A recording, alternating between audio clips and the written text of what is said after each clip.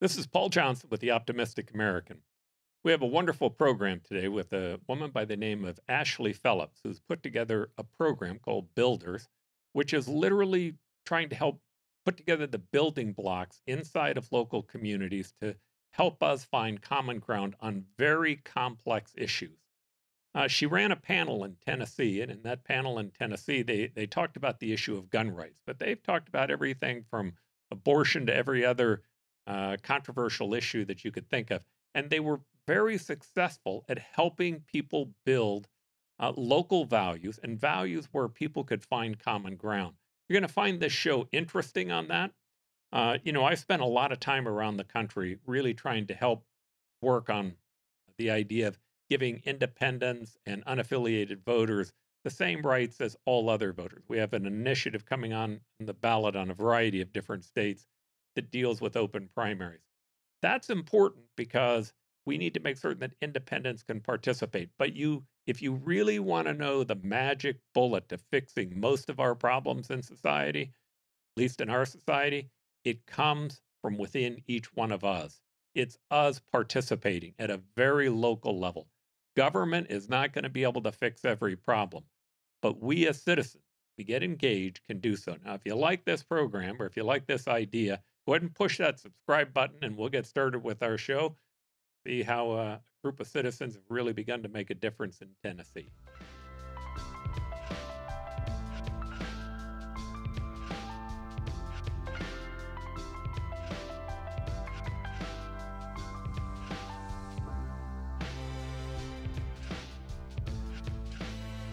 Well, first, I'd like to welcome all three of my guests today.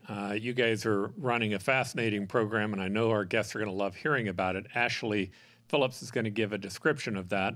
But we also have with us today two other guests, Kevin Shrum as well as Brandi Kellett. Brandi, thank you for being here with us today. Thanks for having me. And Kevin as well, we appreciate having you on here today as well. Thanks for having me. Thanks for having me. All right, so Ashley, on your program, what's fascinating about it is part of what your goal is, it seems to be, is to try to help Americans find common ground on issues that oftentimes we see as being disparate. But if you would you talk about the program itself, what you've learned from it, and why it is that it even came into existence? Sure. Yeah. So I run a program called Citizen Solutions along with a team here at Builders. And just for context, Paul, Builders is a nonpartisan, nonprofit organization working to overcome toxic polarization in America and now globally. So very similar to some of the work that you do through this podcast. And thank you for having me. The program that we run beneath the Builders umbrella is called Citizen Solutions. And that's what Kevin and Brandi and 9 other Tennesseans took part in last August. And Citizen Solutions convenes ideologically diverse citizens, so people with really different perspectives, to co-create solutions to divisive issues. And in this case, we covered gun rights and safety in Tennessee. And this program was really born out of the knowledge that Americans have more in common than they think they do. And not only is this an insight that I think we all sort of feel, but don't always hear about in the news media or see modeled from our elected officials, but we actually backed it up with research. So last spring, before we launched the program, we fielded a poll with NORC at the University of Chicago, looking at Republicans and Democrats and whether or not they have any shared values. And no surprise to anybody on this call, and probably not a surprise to any of your listeners, but the reality is Republicans and Democrats do have a lot of shared values. In fact, there's a fundamental set of values that they agree on. However, they don't think that they do, right? So there's this misperception of the other side, or a perception gap, which is why we decided to create Citizen Solutions, to overcome those misperceptions and show that there's more common ground across the political spectrum than maybe we think that there is. So that's why we created the program. You know, it's fascinating to me because if you intentionally, the political parties, oftentimes political candidates, the news media, intentionally want to try to divide us. Now, there are a variety of reasons for that. But one is this whole thing called the amygdala hijack, the idea that if I can hijack your amygdala by terrifying you, you will watch tomorrow, and it will overpower that neocortex, so you won't be able to use rational thought. You won't be able to use compassion or empathy, the things that come out of the neocortex. You'll instead use instinct, and it's very effective for getting people to pay attention. Now, the downside to it is that it makes us think that we're more divided than we are. So the program that you've put into place, I know you started in Wisconsin and Tennessee. If you would, talk to me about why you picked those two states, why those were important, and what you were hoping to accomplish there. Yeah, and I'd also love to invite Kevin and Brandi to talk about the local context in Tennessee after I speak. But, when we go and decide where to run a citizen solution session, we look at a number of different factors. First and foremost, we're looking at places where there is common ground on an issue, but it may be obscured for many of the reasons you've just stated, right? And so we look at public polling, we look at research longitudinally over time in a state to say, where are the people, the majority, aligned, but maybe that is hidden right now? Where is that common ground that we can tap into and really use as a foundation for problem solving? So that's the primary thing that we look at. And then we're also looking at, as I said, local context and on the issue itself, how relevant is that issue to the national zeitgeist, right? So in Tennessee, for instance, there was a horrific school shooting at the Covenant School in Nashville, and that was getting a lot of attention, both locally in the state, but also nationally. Lots of people were talking about it. It had become very divisive. There was a lot of the conversation that you alluded to, Paul, sort of bubbling up in the national conversation. And we felt like that condition was right to go in and try to have a collaborative problem-solving session to start to shatter the stereotypes of the other side and debunk the myths about what the other side believes and actually get to some common ground and to some real problem-solving in a moment when Tennessee needed it. So those are two of the primary things that we look at. We're also looking at states that have a history of bipartisanship cooperation, or at least some lawmakers who are looking to stand up and be part of the solution and not get caught up in that political gridlock. So we have lots of conversations leading into a session to really understand the political landscape and the appetite and willingness to cross the aisle and be productively problem solving on behalf of the citizens. So that's another thing. And of course, partners and networks and different stakeholders we have in a state who could support this type of work. So those are the criteria. And in Wisconsin, as you mentioned, we did a solution session on abortion and family well-being. So another really divisive topic. You could argue guns, abortion, immigration. These are sort of the lightning rod topics of our time. And in Wisconsin, that was another example of lots of common ground on the issue that was being obscured, and also just a lot of dialogue in the state that was rising up to the national level. So again, the same conditions that make it sort of a unique place and context to bring this process to.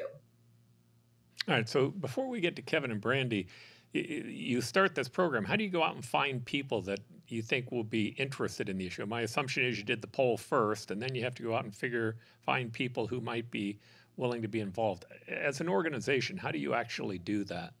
Yeah, it's this is the secret sauce, right? This is like one of the most critical parts of the whole process, finding the right people to come to the table. And of course, number one, we need diversity, ideological representation, right? We want everybody in a state. A state like Tennessee, I think, has something like 7 million people. We want all 7 million of those people to see parts of themselves represented. Right. And of course, we only had 11 people at the table, so that's not possible. But we really look for many different layers of diversity. First and foremost, diversity on the actual issue, right? How people think about the issue, the different perspectives, their personal or lived experience with that issue should be different. And also their technical or professional experience with that issue. And you need people who can talk about the issue knowledgeably for 3 days.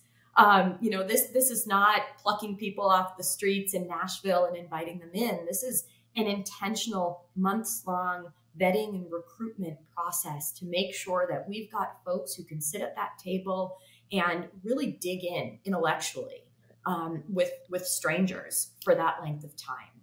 So that's the first thing I would say. And the second thing is arguably even more important than all of that, which is the intangible quality of being willing to listen and have intellectual humility and learn from people who think very differently than you, a willingness to handle conflict productively, and not be so reactive, but actually ask questions, be curious, be compassionate, be courageous when you show up at the table, and be creative. We talk about the 4 C's. You can tell we like C's here.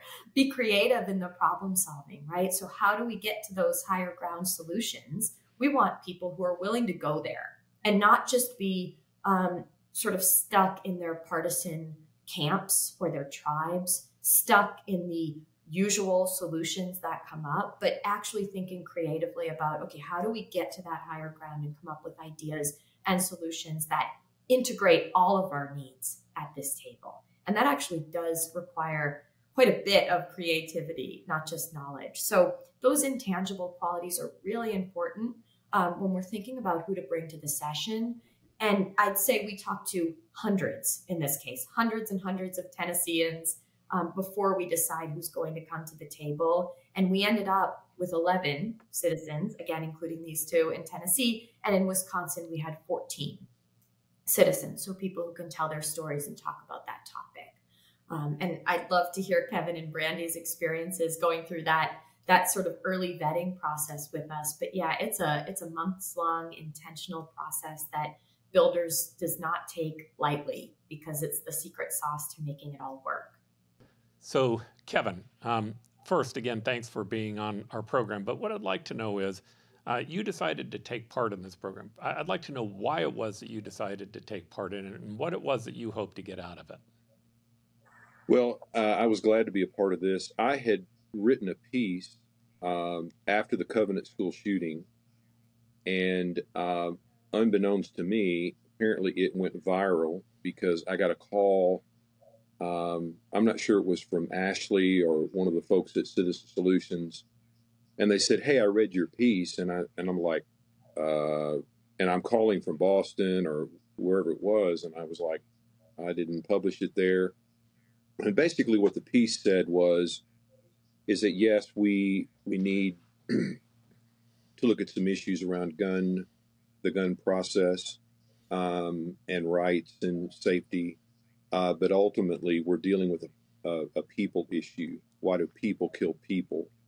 And if it's not a gun, it's a pipe. If it's not a pipe, it's a knife. It's et cetera, et cetera. And so I guess I was coming from that angle, and so I was glad to participate. I found the group very. It was a rewarding process. I tell Ashley all the time that they got very fortunate in the first time around, because the 11 people they chose, while we did not all agree on everything, there was a common sense of unity, and there was a collegiality that you don't often find. And I'll be honest with you, I was a little suspicious, because I've been on these kinds of panels or think tank projects, and you already have a preconceived conclusion, and then they want whatever the opposing side is, they kind of want a token conservative or a token liberal or whatever. That was not the case. And I found there were no preconceived landing spots. The recommendations that we came up with were actually our recommendations, and which is kind of a novel thing. And so those two things of personally me thinking here in Nashville, which is where that shooting took place, of thinking through these things, and also the process that we were asked to become involved in. And it was lively. It was honest. was a good word, straightforward. And yet I think we landed on some good things that I think could be helpful. All right, so you are a gun rights advocate. Is that a fair way to describe you, or at least in the past? I, I affirm our Constitution, and Okay. part of the Constitution is the Second Amendment. And so, to the degree that that's a part of our Constitution, I grew up around firearms all my life. I tell the odd story, and this has freaked out the people. I'm not a member of the NRA now. I think it's gone off track, but I became a junior member of the NRA at my public school. Now, that, you could take, it was an after school club. State trooper came in, some others came in, taught us gun safety. To this day, I can give you rote by memory what they taught us about how to handle a firearm, what it will do, what it will not do, and it was very good.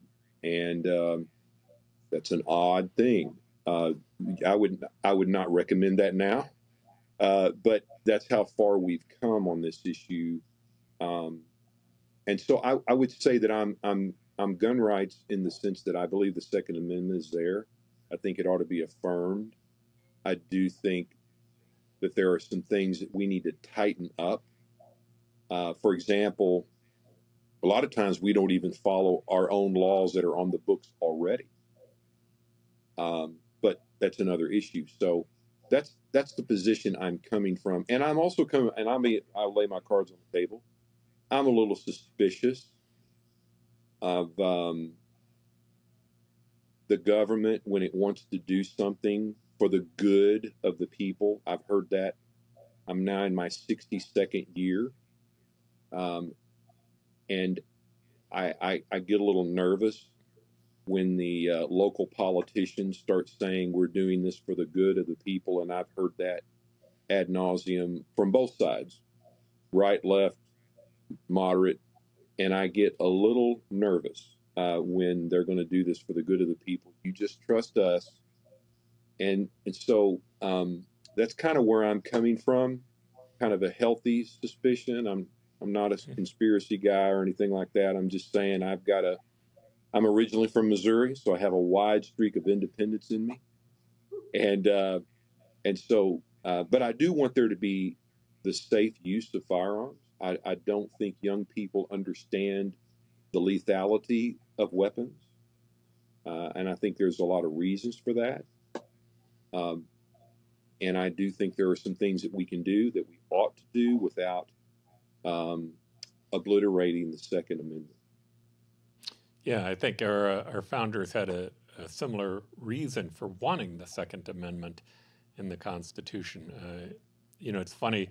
I grew up a lot like you did. My father's was a rancher up in Prescott, and we were always around guns, constantly around. My dad, as I told you early on, I have a number of grandchildren, and I have 9 brothers and sisters. He would always take us out. We'd put up pumpkins and squashes, and we'd shoot these pumpkins and squashes, and then he'd turn around and show you what the damage was that would happen from it with a wide variety of guns. He'd do this every couple times a year with all of the different kids just to show them the damage that could happen. Now, at the same time, I was mayor, and I'll point this out as I come to Brandi. I passed a kids' gun law while I was mayor that just said it didn't make sense for me we had a group of 14-year-olds that ended up in a shootout inside of a roller skating rink. And lo and behold, we found out they were all in there legally with guns. And so I banned them and ended up being sued by the NRA. It was kind of an interesting week. I got sued by the NRA for that kids' gun law. The same week I got sued by the ACLU for a curfew program. So I used to say I was an equal opportunity defendant. But my question to you is, you're kind of from the opposite side of Kevin, at least as a starting point. We'll call it gun safety, but you have maybe a different view of guns. Talk about why you got involved in the process and what your thoughts were early on.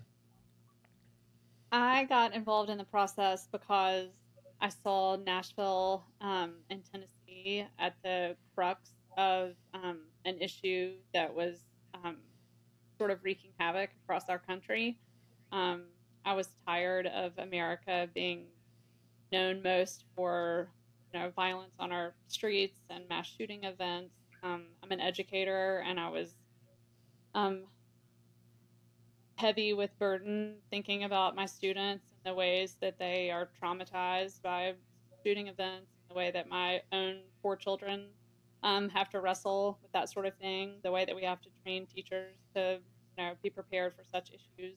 And so that was sort of some of my personal, professional experience coming into the conversation. But I really wanted to join the table because I felt very strongly that the school shooting that occurred in Nashville in March of 2023 um, brought new people to this conversation who are rarely concerned about the way that laws affect their lives. And so, because the shooting was done at a school that has a Christian background and that's attached to a Christian church, and because the shooting occurred in sort of an upper middle class, majority white area of town, folks who often lie on one side of the spectrum all of a sudden found themselves seeing this issue from a different perspective. And that's just really fascinating to me as a person who does a lot of work in the community and who likes to think about the way we think publicly about what we owe each other and how we take care of each other. Um, I was fascinated by this event that was full of grief and full of hard, um, loss.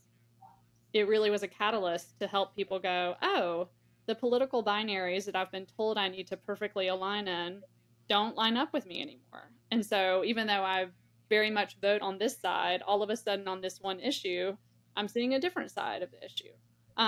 And so anything that sort of breaks apart our binaries is something that I'm a fan of and that I want to explore. And so coming to this table felt like an opportunity to dispel some of the power of those political binaries and help us stop thinking about what the other side gets wrong and what my side gets right, and instead think about, with really precise language and precise conversations. It was a chance for us to say, I'm not just a voter that always votes in this block. I'm a full person with lots of experience, and I have a lot of different thoughts about this position that I've never had before. Um, Personally, too, I'll say that I grew up on a farm, shooting guns. All of my children, well, the older three, have learned to shoot skeet with my dad. My dad goes pheasant hunting and duck hunting every year. He takes, whoever wants to go with him along. My Most of my family receive guns before they're 10, with around the grandparents kind of Christmas tree. And my dad, I shot my first bird when I was about 11 with my dad on a trip. And so I am very familiar with guns. I grew up spending a lot of time around them, and I try really hard not to demonize people who are gun advocates, or enthusiasts. And I have a lot of friends who carry weapons. I've all my cards on the table.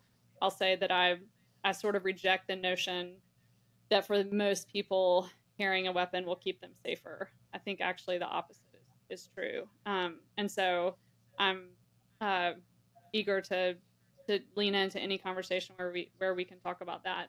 And just from my experience at the table, I found it to be there was like a tender hesitancy.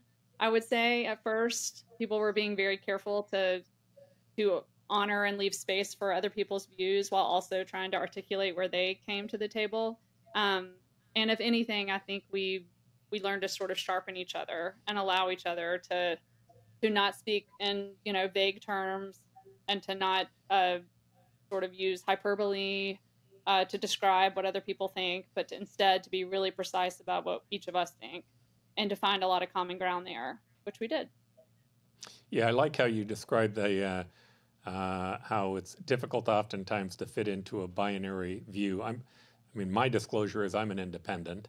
I was a Democratic mayor, but I gave up on it just simply because I didn't like that binary point of view either. I mean, it's either you're pro-business or you're pro-labor, or you're pro-education or you're pro-business, or you're pro-God or you're pro-human rights. And I looked at it and said, how can you be pro-labor without being pro-business? They're connected. And how can you even think about being pro-business without being pro-education? You need a workforce. And I don't buy in at all that God didn't support human rights. That just doesn't make sense to me, right? So for me, I looked at it and said, hey, there's another way. It doesn't have to be A or B. There can be you can actually hold two different thoughts at the same time. You can actually think about things and their complexity and find some type of common ground. All right, so you guys head off into this discussion, and I like that you said that you tried to keep that there was a tender approach towards the other people and trying to make certain that you're leaving space for thought. What happens? Does it ever devolve into a debate between sides? Does it constantly keep some sense of esprit de corps? What takes place during your process? I'll start with you, Brandi. So the time was really shepherded well, I would say, and it was a mix of us being led by some mediators who helped us establish trust. We all started with our own stories, and so I think anytime you're really trying to get to a position or to a solution to a thorny problem, if you only talk about the position, then you're likely to end in gridlock. But I think if you sort of instead embed the positions and the people and their experiences that brought them to that position, then you might have a chance to see another human and sort of engage there. And so we started by sharing our own stories of how we came to care about this issue and sort of where we are in it. And so there were some mediators who helped us navigate. We agreed on some ground rules together. And so we really all came with a high view of what civil discourse should look like. And some of us were more comfortable drawing lines in the sand and saying, like, here's where I stand and I'm not changing my mind. Or, I'm happy to listen, but I'm really not going to ever vote for that. And other people were sort of closer to the chest on what they would share about sort of where they wanted to land. It was less about affirming what we held to be true, and then how can we find some solutions around on the places that we agree. And so there were a few moments as we got more comfortable with each other, people would get to a place where they would say, Kevin, help me understand this. And we would sort of name each other and really say, like, hey, I don't understand this part of your position. Can you help me understand? And was any of this interlaced with data or facts or information, or was it all the opinions of people that was being meshed in to come to answers? Yeah, and I'm happy to chime in here, and then Kevin can get in as well. I was going to bring up the role of experts in the process. So prior to the session, we work with experts, again, across the ideological spectrum. So not just on one side of the issue, but multifaceted. And we build a pre-read or a brief that the participants receive. And that is sort of a foundation as they navigate through this process. And there's facts in there, and there's different policy ideas in there that may or may not resonate with the group. They might spark ideas, they might not, but it's there if they need it. And then usually on day one, in your case, it might have been day 2 in Tennessee, but early in the process, we bring in neutral experts. And it's hard to find neutral experts these days, right? But we did find a great group in Tennessee called the Sycamore Institute, and they brought in some data to the conversation just to help us understand what are the incidences of gun violence in the state of Tennessee? Is it on the rise? What does it look like? And that helped inform the conversation as well. So it's not just opinions, there is the expert insight. And then at the end of the process, once the citizen solution session participants have created their proposals, the experts re-engage. And they look at their proposals and they say, this could be strengthened in this small way, or this is not feasible, or this could have a lot of impact. Why don't you consider that? They're not changing the proposals. The core of the proposals that our citizens generate stays the same, but the experts do sort of do a sniff test, if you will, on them before we put those proposals out for public feedback. So they are involved throughout the process. Yeah, I agree with Brandi. I think there was both expertise from outside, and then I think each of us brought our own kind of expertise, not just what we thought about the issue itself, but there was very learned people around the table in various fields, all of us. Some people are on the ground up close like I am. I deal with families who've gone through violence all the time for years. I'm not a latecomer to things like this. Some part of that has been gun violence, and so, and that was not just true of me; it was true of others as well. Their experience, personally, professionally. What I was encouraged by the process is, and I think this would be helpful to us in our country moving forward, when somebody is approached this by say, hey, we need to have a conversation. We need to talk about these hot button divisive issues. The gut reaction of most people is, I either have to give up my position or I have to win at all costs with my position. Mm-hmm. And we have lost the ability. I hate the term to disagree agreeably. It's been overused. I do think that there is the misnomer that if I communicate with you, communicate with me over an issue that we disagree about, that the only landing place is that we have to agree. That's not the case. It is possible to live in a world where you have different worldviews, and you can hold your worldview, and yet you can do it without going to the extreme of becoming either violent or non-communicative or whatever. I learned, I grew up in a little town, population 450. We had every type of person that I've ever met since, even though I live in an urban area. In that little town, we had people here, there, on the other side of the tracks, poor, rich, haves, have-nots, but yet it was a great town. We knew where the other guy stood, and yet we were part of the same town. It seems like because we have put on steroids our positions, that we can't somehow either communicate or land at some kind of consensus. There were proposals in our process that we left on the floor, if you will, on the editing floor, mm-hmm. that didn't make it into these proposals. And I'm sure that there were other things that we didn't even have time to talk about, that I wanted to talk about. But what I do think we did is we talked honestly, and we talked with some good recommendations that I think have some teeth to them. And so in that sense, for me, it was a rewarding process, and actually very refreshing and very novel. So I applaud Ashley and her team for putting this together, because it is a rarity where you can get in a room. Paul, if you would have been in the room, we're talking, these are top shelf people. We're talking, I barely made it in the back of the line. Everybody around the table, top shelf people, brilliant, smart, articulate, and I was kind of shocked, to be honest with you. And I think it was very helpful. I want to get to the results, but before I do, I kind of want to dig in on a couple of concepts that you've brought up here, because I think that they matter.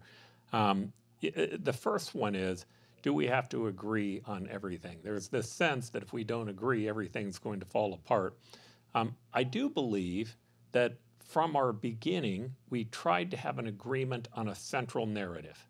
Now, that central narrative, the Constitution, was really based on the moral doctrine of the Declaration of Independence, in which that famous statement of, we hold these truths to be self-evident, that all men are created equal and were endowed upon by our Creator with certain inalienable rights. We made a decision very early on that the individual was at the center, that we wanted to make certain that we were going to give them a set of rights, civil rights, equal rights, human rights eventually, as well as property rights and gun rights and a whole series of other things. But it was centered around the idea that the individual was the center of our thinking. And I believe that, our government's done a number of wonderful, great things, but the greatest thing our government ever did was that it empowered the individual over itself. Or maybe another way of looking at that, God empowered the individual over government a long time ago. We just agreed that that, in fact, was the case.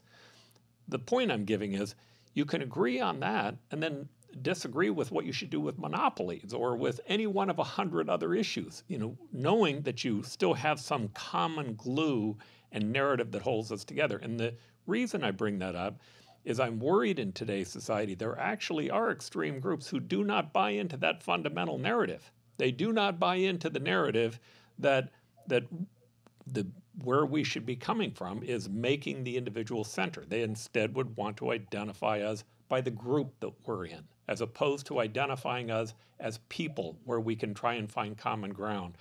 I want to hear from all of you on this thought, but I'll start with you, Kevin. Well, I totally agree. We think that these are the first time there have been hot button issues. That's not the case. But the reason we could deal in the past with some very difficult issues is because we did understand a common narrative as a common people. That has been fractured. So that if the center is not holding, then when you do go to deal with these very difficult issues, abortion, gun issues, family issues, whatever, now you have your feet firmly planted in midair. You don't have any position from which to deal with these issues, and so the dealing with these issues is even more difficult than they already are. I mean, if you read our early American history, you talked about taxation. Good grief, you might get hung from the nearest tree. But so it was a volatile issue. But what held sway is over time, there was a common narrative of this is America, for better, for worse. Here are these 3 or 4 common values, and it was from that position that we tackled difficult issues. It was from that position we tackled civil rights. It was from that position we tackled a lot of things. Now, because the center has been fractured, now when we do come to these issues, it's incredibly difficult. And I know there is some movement out there in trying to retell the story, the narrative that has held us together, and so that's part of this, the byproduct of this. But anyway, I felt like one of the successes of this group is I do think we held those common things. I do think that no matter where we were coming from, what made this group really rewarding for me is I felt like the person that was across the table might be wrong. They probably were wrong, but anyway, but I felt like the person across the table, down the table from me, while we may not agree on everything, I never once questioned whether or not we held the same kind of things that we want. We want to be free. We want to be safe. We want things to work. We want to not have to worry about escalating violence.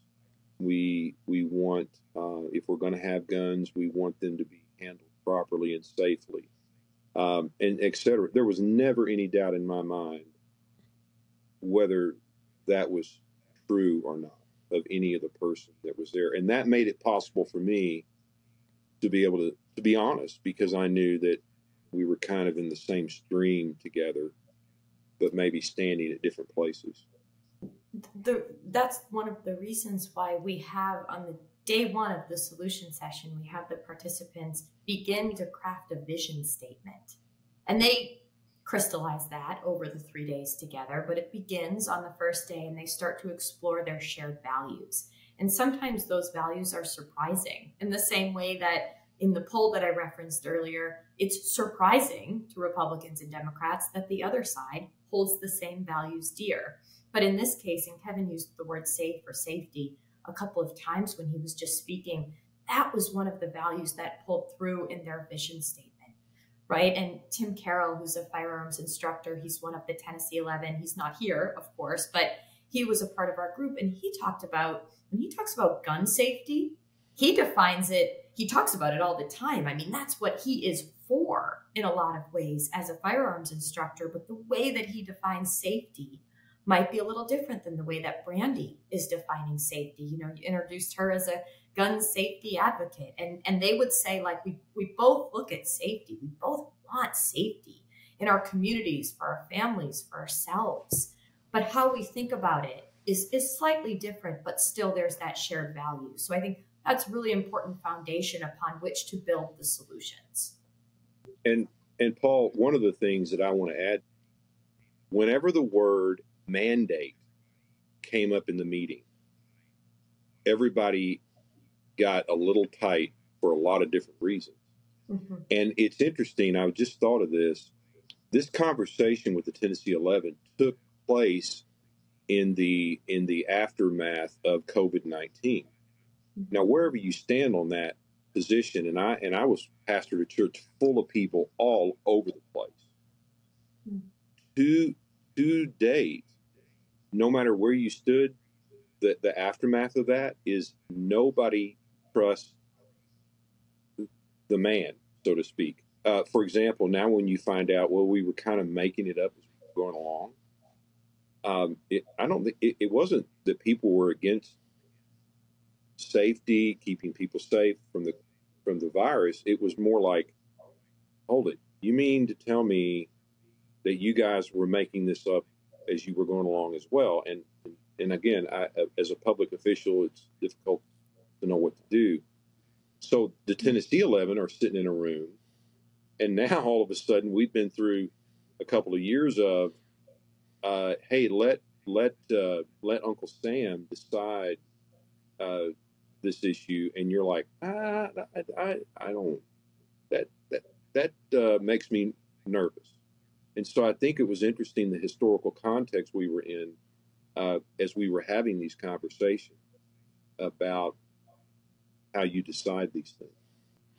Yeah. All right, so I want to make a break, and I want to go to this idea of facts, and the way I want to, give me a minute to kind of set this up, and I'm going to ask for your indulgence on the idea that I may step on a toe here or so on my way, but I want to utilize the set of facts that I kind of operate from, so that you guys can talk to me about how maybe that wouldn't have worked in the setting, or how maybe it would have worked in the setting.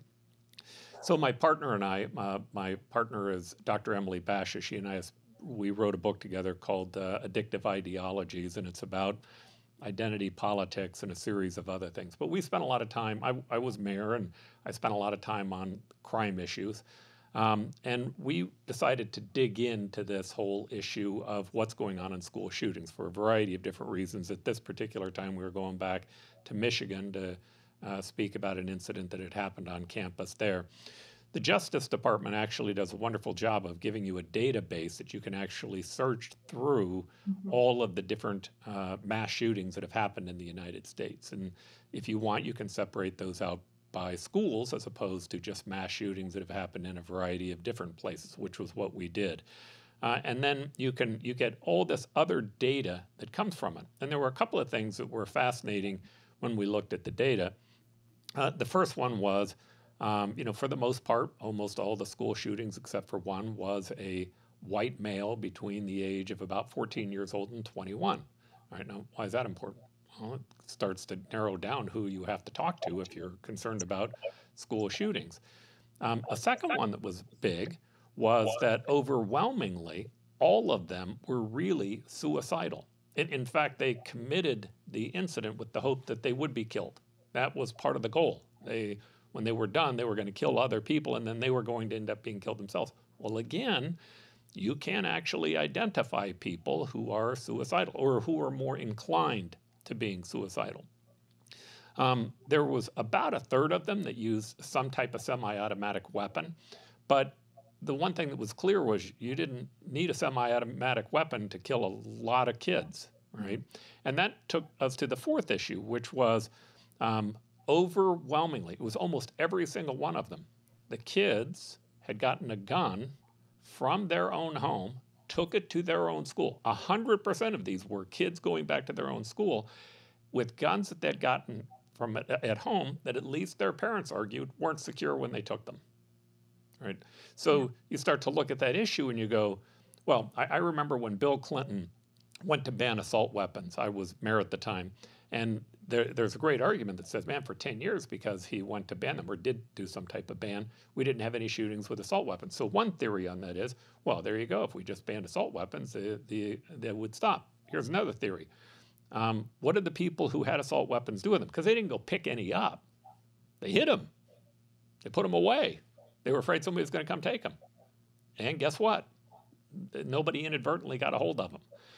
It seemed to us, looking at the data, that securing a gun was a lot more important than what guns were being sold. That, to us, seemed to be important. But that was looking at the data. Now, I'm completely open to you guys refuting any of the data. What I'm interested in is, when you were going towards your results, is that part of what you went through? And if you did, what was your view on what the actual facts were? And I'm sure we'll have some disagreement on the facts, but I'd like to hear from all of you. And Ashley, if you want, I'll let you start just so you can again tell us how you tried to set that up. Yeah, I mean, Kevin and Brandi can certainly speak to the specific proposals that they created together. But one of the proposals that I think maybe surprised some of the participants by the end of the session was around temporary removal, right? So temporarily removing a gun from somebody who's deemed to be a risk to themselves or to others. And the context that's really interesting is in Tennessee, right before we did our solution session, Governor Bill Lee called a special session on public safety in the wake of the Covenant School shooting, and he was pushing for a red flag law, which is similar to the proposal that this group came up with, though we intentionally did not use that language. And at one point, Biden complimented Bill Lee on the fact that he was advocating for this red flag law, and it was dead in the water. It did not move an inch after that, which is sort of indicative of the entire, polarization problem that we're up against and partisanship and the power that it holds over our legislators and also citizens to some degree. But anyway, that's just the context for all of that. So that didn't pass. And then the special session happened that the governor held, and not a whole lot happened. It was a lot of gridlock. It was over a day. And then these guys met, right? The Tennessee 11 met a couple miles away in Franklin, Tennessee, and they got done in 3 days, more than that group of legislators had gotten done in a long time. And that was what was remarkable about it, right? And by the end of it, these people with very different views on guns all said, yeah, if somebody is deemed to be a risk, based on risk of violence, very clear that it was not based on mental health criteria, but based on risk of violence and the signs that somebody is going to commit a violent act or harm somebody else or harm themselves. They were able to agree that this was a proposal they wanted to put out into the world. And interestingly, when they put this out into the world and they solicited public feedback, more than 30,000 Tennesseans weighed in. So a good chunk of people were weighing in and making their voices heard. And I think this proposal had 51% support. So just a slim majority of respondents were in favor of it, which sort of shows the dynamic in Tennessee. But again, I think it was surprising to this group that was a proposal that they could all get behind, given their different points of view. So, Paul, I don't know if that answers your question, and maybe it's going down a rabbit hole, but that is related to the comment that you're making. Paul, I don't dispute any of your facts. That I have found that to be true, in all the years that I've been dealing with families that have gone through some of those tragedies. What's interesting is the point, put a fine point on this, being aware of somebody who has potential to be violent or whatever.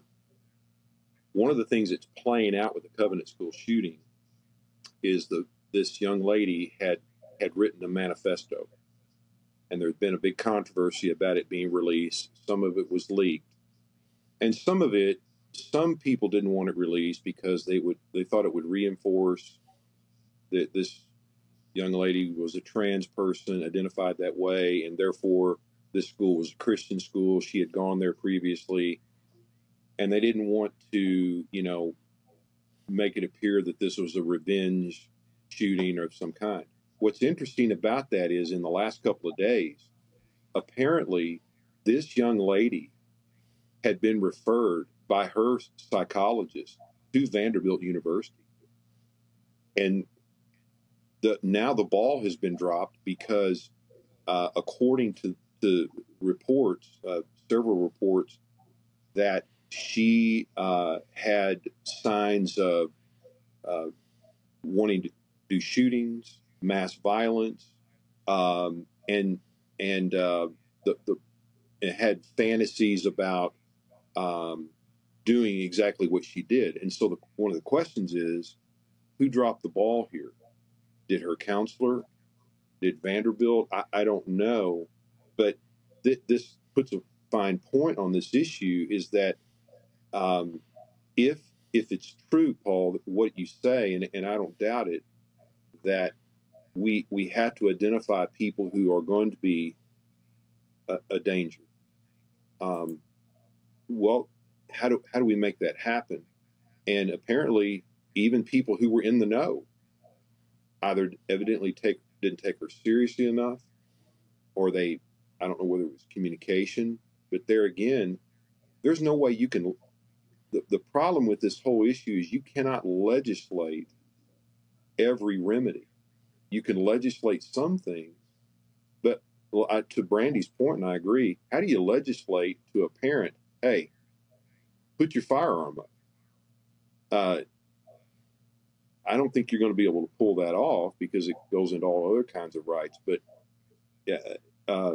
that's an interesting side note to this story here in Nashville that got national attention. Is somebody did know that this young lady was really in crisis. And I have a question. Of course, this is going to be a hot issue. One of the things we didn't talk about a whole lot, what's family life like? If my kid were leaving my house with a duffel bag full of weapons, or like the guys that did the bombing out in, they're building bombs in their parents' garage. I looked at my wife and I said, baby, sweetheart, love dumplings. If our kids had been building bombs in our garage, I probably would have known it and said something about it. And so you're thinking, this even goes into the breakdown of the family. Where's mom? Where's dad? Especially dads. What's happening here? And anyway, I don't want to get lost in that, but I do think that, to your point, Paul, that one of the four things you mentioned was these folks in crisis. And how do you report that? How do you manage that? How do you address that? Apparently, I don't know how this is going to play out, but it's going to be pretty interesting to see who says, hey, we should own this, or what happened here. So what I really like about what I heard, again, I spent some significant time in government, and I can't tell you how many people have come to government thinking that if they could just get a law passed, it would fix the problem. And I can't tell you how many times we got a law passed and then did nothing with it, right? It satisfied the political urge, but it didn't even come close to fixing the problem. Burglary's been against the law for a long time, but I can show you neighborhoods that have massive problems with burglary. But give me a neighborhood that gets involved in a block watch, I'll show you how that neighborhood will make a bigger difference in reducing crime than adding police officers will, or by adding another burglary law, or making the penalty 10 times harder than it is. There's government by itself. All institutions corrupt. They all do. That's just a natural thing that happens within institutions. Now, our government has been better because of checks and balances. The fact that you have a presidency and a Congress and a state house and a governor's office, and then you have the public and you have a court system. Everybody's checking up on everybody. It's kind of messy, but it's a lot better than the authoritarian governments where one person's in control and nobody knows about the corruption, right? And then we elect people in and out of office, and that helps deal with the corruption. But effectively, if you're counting on government to fix the problem by passing a law and hoping that somebody goes and enforces it, you're going to be disappointed. you have to change norms and mores.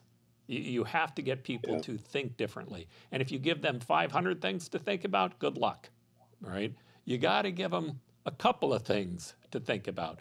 And to me, your organization coming to the idea that they had a distrust of government, you should always have a distrust of government, even good governments. All institutions corrupt. It's just a natural thing that happens.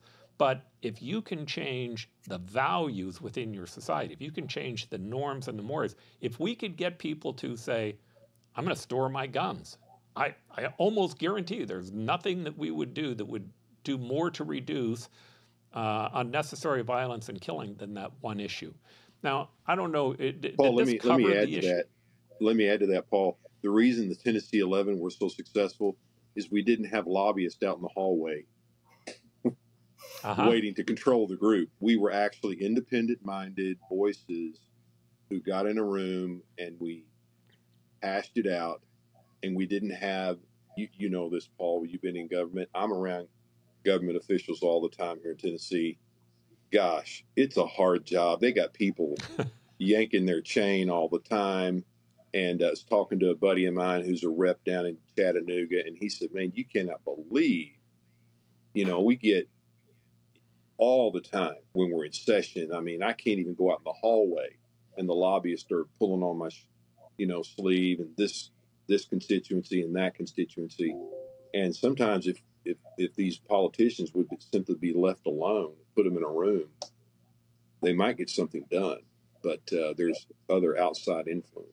So, again, I just think government has some limitations, and you have to recognize that those limitations are not going to be able to fix every problem. Now, that's not, think about the promise that we give in government. If you are an authoritarian government, the promise is, hey, don't worry about it. I'm going to fix it for you. All right, I'm going to keep you safe. I'm going to keep you prosperous. I'm going to make certain that you have a job. I'm going to take care of it for you. In our society, we don't give you those promises. Those promises are partly left up to us as individuals. They're partly left up to us in our communities. And if you don't find a way to engage people in the community, and Ashley, my hat's off to you. This is exactly, in my opinion, how you engage people. The idea that you have a group that talks about this, and then people in the community talk about the group, and they talk about what recommendations that they come up with, and the fact that even Brandi, who was talking about, the idea that she would rather see something more meaty, she has a distrust of government also. All of those things feed into the possibility of really making a substantial difference on the problem. If you could duplicate that across the country, there's no doubt in my mind we'd be much more effective at solving these problems. So that's my question to you, Ashley. How do you duplicate this? How do you take this out farther than where you are? That is the question, Paul. And I think we're at a stage now, we piloted this in Tennessee and then we took it to Wisconsin, and we're thinking about a third state and issue. But the goal is scale. And that's the goal of the entire organization, Builders. We want to scale a problem-solving mindset. And we have people writing into our email inboxes and sending us messages and DMs on Twitter and Instagram saying, how do I do this in my community? How do I host a solution session? How do I facilitate a session? Can you train me in the facilitation? And we partner with a group called Convergence Center for Policy Resolution. They actually lead the facilitation of the sessions. Brandi mentioned the mediators before. They are an excellent group that does this in a really beautiful way. And what they do is they teach participants, they empower participants to have a problem-solving mindset. And we want to scale that.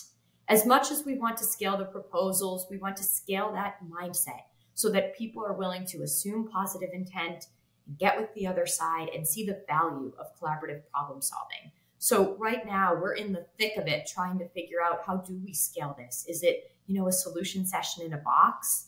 How do we empower Brandi and Kevin to go out in their communities and spread it across Tennessee? Again, not just the proposals, but the actual process of arriving there. And I think in an ideal world, you could have, you've got problems at the neighborhood level that are divisive. I always joke I have a rat in my neighborhood just outside of Boston, and the neighbors can't agree on how to get rid of the rats. there's like this disagreement on that issue, and then you scale it all the way up to the federal, and there's disagreement there, and there's disagreement at the state and the community. So I think there is a way to take this out into the world, and that is our goal. And right now we've learned a lot. This is an iterative entrepreneurial process, and I think we're tinkering with it so that we're poised for scale in the year to come. Yeah, All and right. I'll just can I just add quickly that Yes. I think also that this is another indication of what it means when we've sort of given to binaries. And so many citizens can think like, I'm fine, like they are the problem, whoever they is, either the other side politically or governmental officials.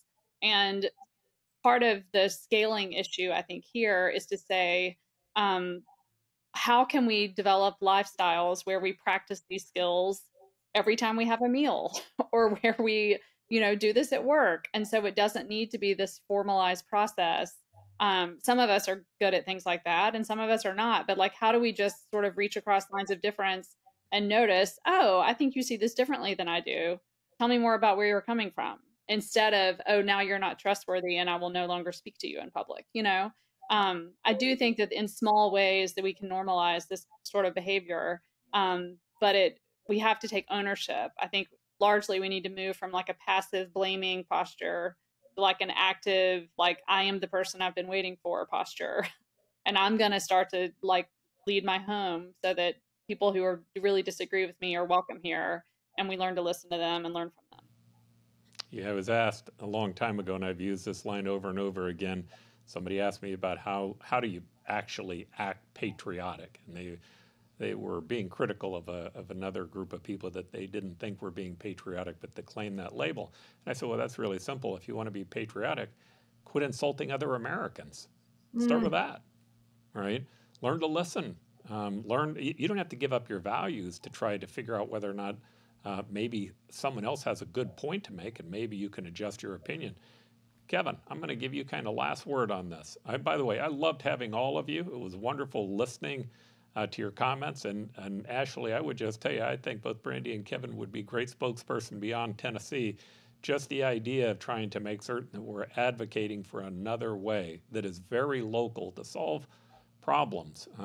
It's been an amazing story to listen to. Tip O'Neill said that all politics is local, and ultimately, I would just encourage Ashley. I love the term citizen solution, and a part of this is the resurrection of citizenship, and which embedded in that is personal responsibility.